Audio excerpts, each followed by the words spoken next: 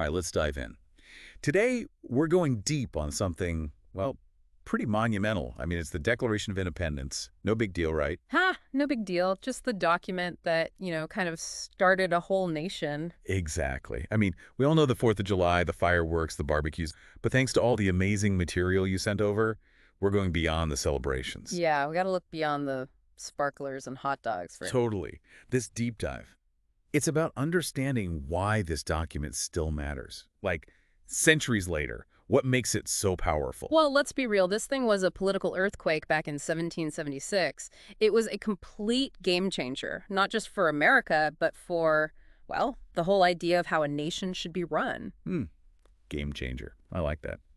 So where do we even begin? I mean, this document, it's packed with so many ideas. It is, but it's structured so well, like a really good argument. First, you got to set the stage and the Declaration. It starts with a real doozy. Oh, you mean all men are created equal? That line, That's the one. But got to remember, back then, in 1776, that phrase had a whole different context. meaning, Well, on the one hand, it was radical, saying that everyone deserves basic rights just by being human.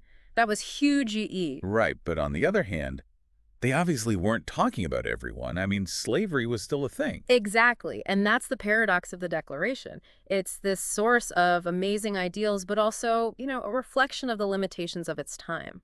It's something historians still debate. And it's a conversation that we still have today about, who gets included in that idea of all men. Heavy stuff.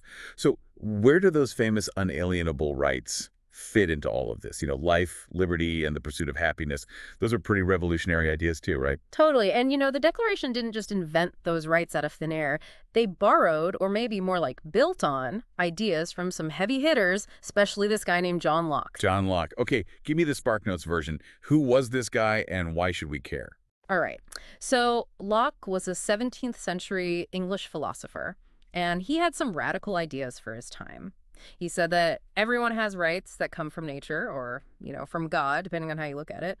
And these rights, they come before any government even exists. Governments can't take them away because they don't grant them in the first place. Okay, I'm starting to see how Locke's thinking is baked into the Declaration. It's like the Declaration took Locke's ideas and turned them up to 11. It was saying, hey, world, these are basic human rights.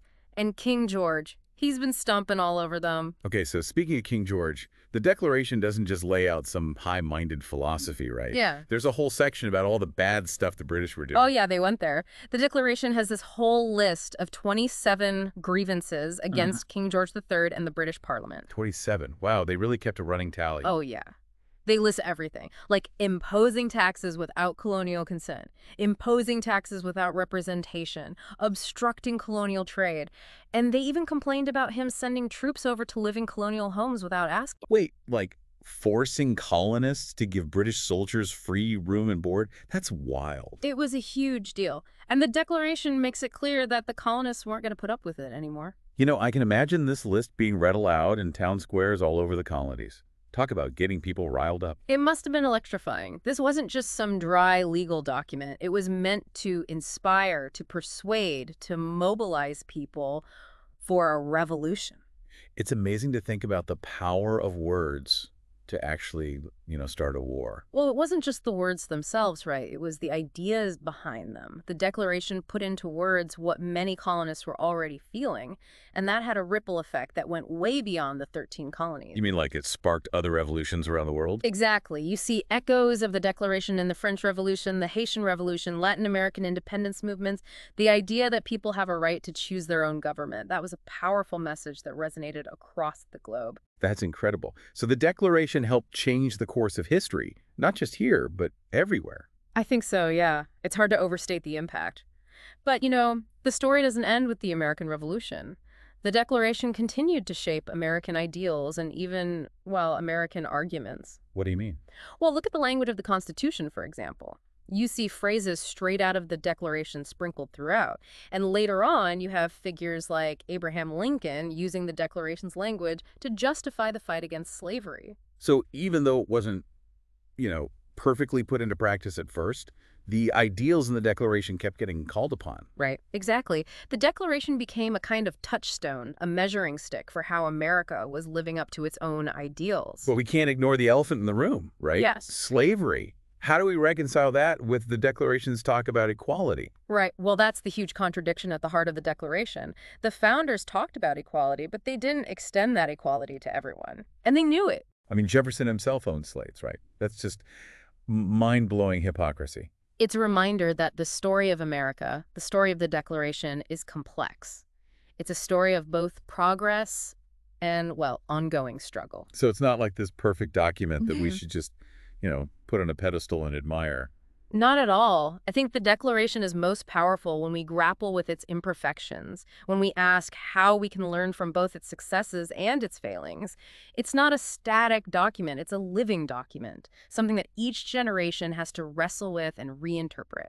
And it sounds like that wrestling, that reinterpreting is still going on today. Absolutely. Think about the movements for civil rights, or for women's suffrage, for LGBTQ+ rights. They've all drawn inspiration from the Declaration, using its language to demand equality and justice. It's amazing to think about how this one document from centuries ago can still be such a powerful force for change. It is, isn't it? And it leaves us with a question that I think everyone should ponder. How would you rewrite the Declaration for the 21st century? Ooh, that's a good one. What injustices would you address? What would true equality look like today? Exactly. What would your vision of a more perfect union be? Wow. Big questions, but important ones. And listeners, remember, this is just the beginning of the conversation. Keep thinking, keep digging, keep challenging yourselves and each other.